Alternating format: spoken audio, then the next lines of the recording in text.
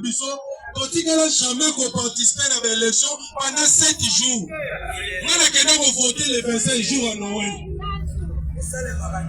Monsieur va voter le 23, monsieur sur le 24, on a habité les lembi dans l'œil, quand dimanche c'est là, on a voté quand le 25.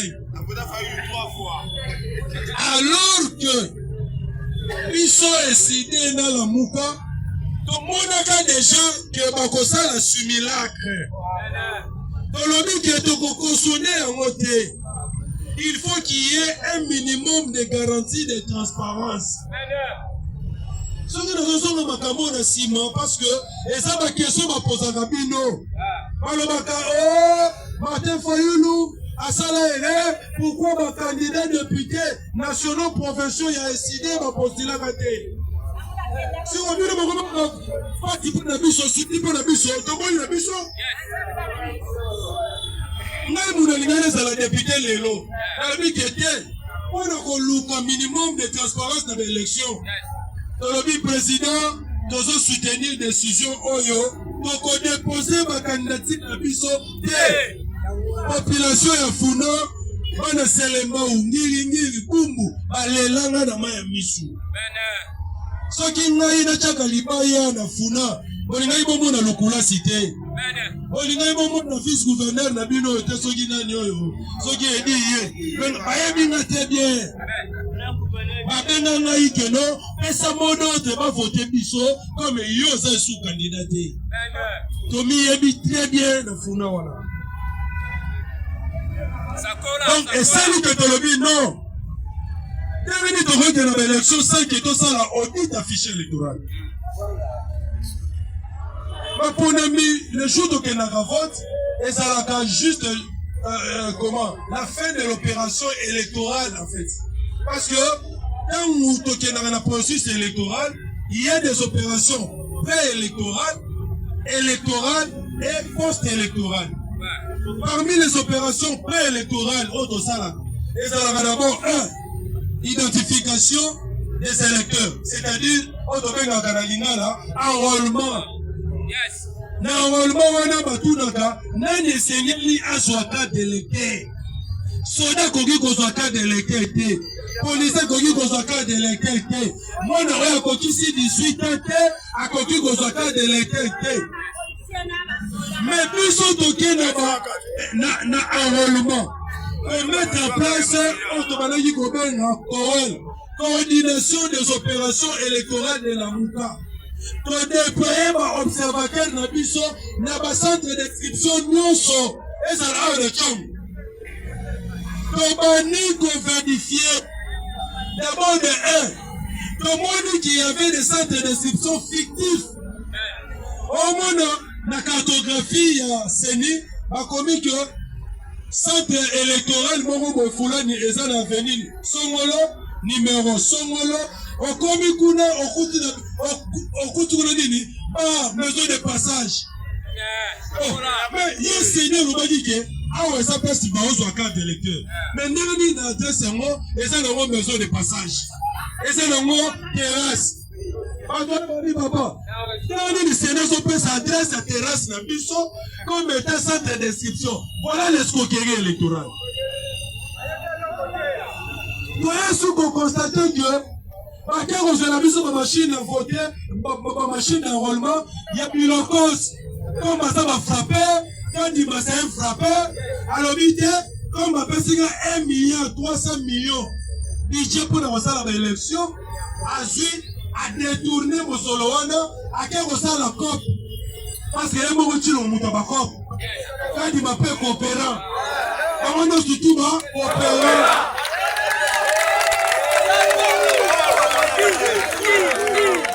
Accueilli na forêt. Il y a des listes de voix, tout ce qui est dans la coulée. Ok, Miru système, à côté de la biso, la machine, pour nous ça là, biso père le commandant du peuple à l'obit. Allez, pour que nous goûtons, que nous vérifier ce qui réellement, Makamo Kadi Mazolo Besaya. Tokomi Kuna na Séoul. Alors, nous avons dit Kadi Maté. Machine alobaki asombaki na Corée. Asombango na Corée te. Atepo zo esala ka machine wana, basine contrat na nani na seni te.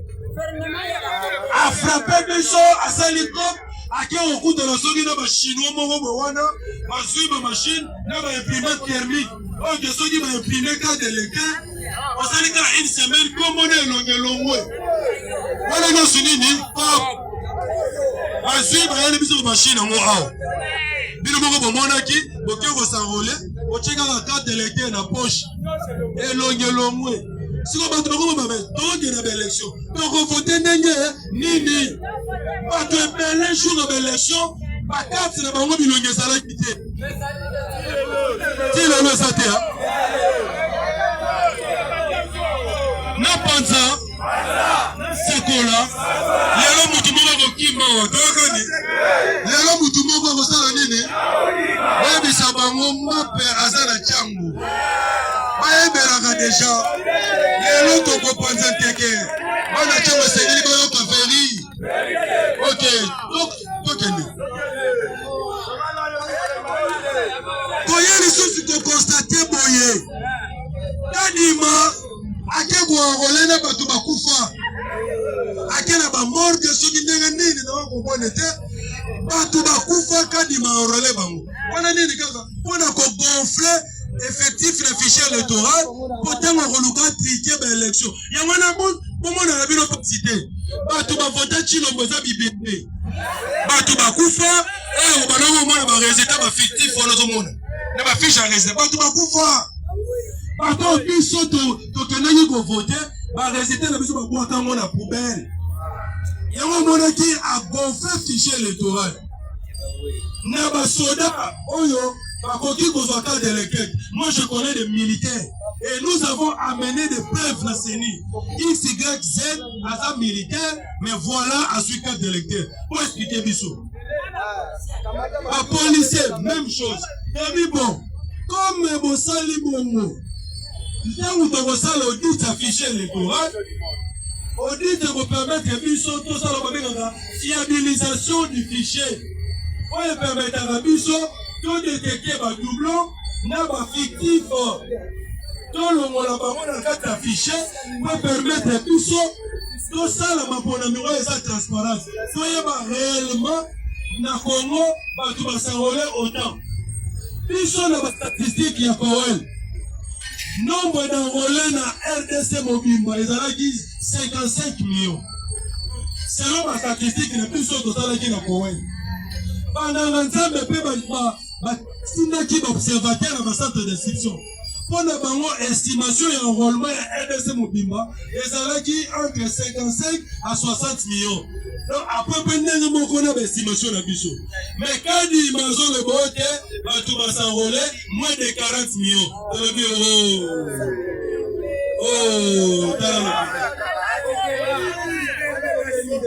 ntango tosali baobservation nyonso wana kadi mamoni ke akomi coincé biso tolobi non place asuka oyo esengeli tomona minimum ya transparence eza na fichier na 2018 avant tokende na élection nanga abengaka baexpert ya baparti prenante nyonso abengi baexpert oyo bautaki na société civile abengi baexpert oyo bautaki na opposition à l'époque lamuka oyo bomonaki Toto oyo lelo azali secrétaire exécutif national ya CENI moto atinde comme expert akende koparticiper na audit ya fichier électoral en 2018 pour les comptes ya Lamuka alaki Martin Fayulu alaki expert na biso na côté pe ya majorité de l'époque batindaki pe expert na bango parce que élection ezalaka na trois parties prenantes opposition majorité société civile CENI pe fallait qu'il espère na pe basala pona basala compte vérification toti bango toti na expert na biso ote ngamoko nozobengisa ba expert bakoya basala audit ya fichier électoral ili bozala kaka rapport affiché ezalaka bongo bozokesika makambo euta ake kobenga soi-disant master na ye ya Afrique du Sud, na ba copine na ye, ba makamu na ye, ba leki na ye, même les informaticiens. Azara na a on hôpital moko na Ngalema. Payé bien. Ajuya bibisi ebune expert. Bajui basali malobi manasa congolais. Mais ce qu'on a dit, bateau baza awa lelo, la plupart tout le monde a bango na Covid ao. Tango batina ka ba avion air aux ressortissants na bango na Kinshasa. Tout le monde muto za ka congolais député, makero matana SN Bruxelles. Donc ça la gagné belge. Oh, mais viens aux autres nani. OK na ke Belgique. Oh, on a la belge. Là le Covid est signé. Là le Covid est signé. Batika biso to kufa to kufite. Comment au monde va congolais belge, pas comme ils vont à Kinshasa. Comment le bateau? Maintenant, Moutobongo, est-ce que vous avez le patriotisme? Mouto a la double nationalité. Est-ce que vous avez le mot? Croyez bien que ceux qui ont un bébé, à la mot en ailleurs, mon sous-sous. Mais le président Martin Fayulu le dit, je n'ai que le Congo comme nation, je n'ai que le Congo comme pays. Là, le Conseil national, voilà, aujourd'hui, 10 résolutions sous forme de propositions. Tobani Kolobaboy. Lelo, il y a surtout des personnes qui ont raison. Quand on a banaki Koloba dans le passé, que l'agresseur de notre pays, c'est le Rwanda. À cette époque-là, Tshisekedi akomaki master Ndeko ya Kagame bazolia bazobina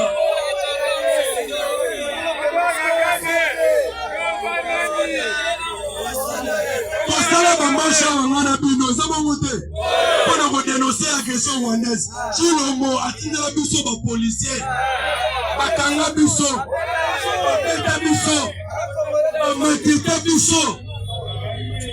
On va rappeler Bino, manche oyo ndeko na biso d'avec la kupaka ezalaka manche ko dénoncer agression rwandaise. Mais ndeko na biso ba ko bombaye en 2021. On a Tshisekedi na Kagame, copier coller. Mariage ça kitoko. Yena Kabila libala kitoko. On est besoin de Martin Fayulu oh aza jaloux. Fayulu aza aîné. Fayulu aza un problème mental. Il y a la vérité des îles. Azo rêvé. Wena boye. Eh, bakongolo basala galit. Pour la boumou na bango basala nini? Bakenda kuna balanda nani Chilombo.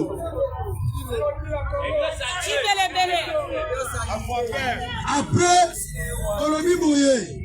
Comme vous avez mis Chico qui agresse, voilà la proposition de Pesaki sous forme de résolution. Voilà le mois de mars 2024. Voilà le mois de mars 2024. Parce que quand tu me suis sur le lot, comme ils ont les devants, ils sont des initiateurs de la cohésion nationale.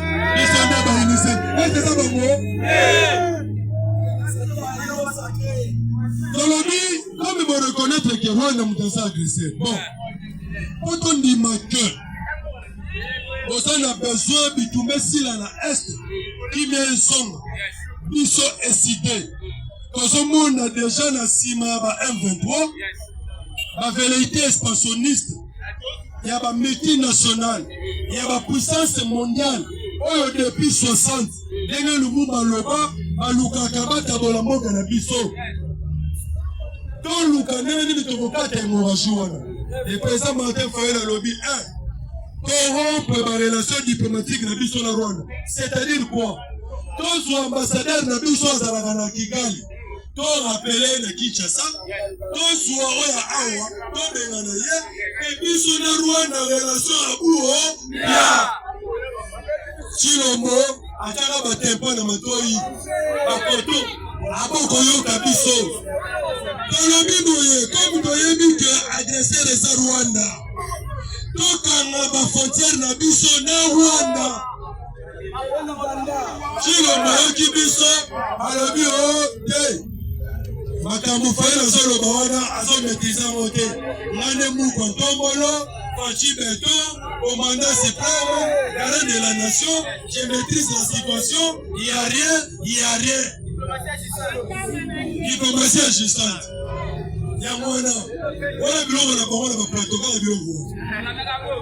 Alobi makamufanya solo bawana azo maîtriser. Alobi asa chef de l'État il ne maîtrise rien. Asa tout soldat pété. Makambo sécurité on maîtrise mon ennemi. Bazobo sanake tant to sala qui manifeste de Kisangani. Ouais, ça programme à gouvernance de Bisso. Nous avons fait recours aux experts militaires.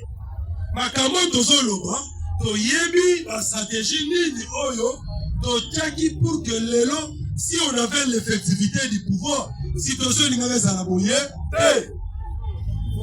on fait si ma proposition mususu dans le but wana zoloba que ba FDLR bazalaka awa na Congo wana za prétexte na ye pona ko agresser biso ba tu ba kotise na biso ba FDLR awa eza Nations Unies. Vous savez ma histoire? Qui m'a boyaka? Mais mon bout de l'ébicier, on n'a pas de choix. Conseil de sécurité, on a. Tu as dit, bon, ça, la réunion conseil de sécurité, bon, ça va résolution pour la bossa nini, bon, ça va FDLR na Rwanda. Pour Kagame Atika, bah, prétexte, on a, il y a quoi agresser mon canard, biso. Après résolution à Moutouya, les alaki résolution 6. Résolution 6 de l'Obiboye. Nandenge makambo za kokende. De constater que les Congolais toza divisé. Division de Outuap. Et Outi na crise politique. Oye Outi na baponami ya lokuta. Peuple Moutou aza ko voter. Et ça bateau yo bango baza ko tiela bango. Tokendaki na 2002. Na zone sibino na histoire. Tant toke na 2002. Na San City na Pretoria sous la médiation sud-africaine. Afandi Sibiso baye kono baboye. Et comment même na exposé des motifs de la constitution na biso. Tant tokuta na San City. Depuis 1960, si nous avons en 2002, Mboka Nabiso a fait face à des crises politiques récurrentes, dont la principale cause, c'est la crise de légitimité et de leurs animateurs. Yamwana Moutou est provoqué crise sécuritaire. Et c'est la guerre pour les 60 en 2002. Tant où Fandi, à l'époque, était Tshisekedi qui représentait l'opposition non armée, accompagné avec Martin Fayulu et les autres leaders. Jean-Pierre Bemba à l'époque, c'est qui rebelle. On a son bon bateau. Jean-Pierre Bemba le long de Bisabiso. Que non, comme ça s'arrête ex-rebelle, à ça la rébellion na ye, ba tu bakufa raté. Nous sommes là pour ça les rébellions ba tu bakufite. Et sont boni muto simi munuki, azo conquérir ba territoire sans que ba tu bakufa. Ba tu bakufa à ça la rébellion et aujourd'hui, il vient comme conspirat pour le bakote. La jeune, on s'est mobilisé, quand il y a une FARDC, on a rebondi ces Rwandais. Écoutez, à partir de comme vous voulez. Non, non, la vérité est comme il mort.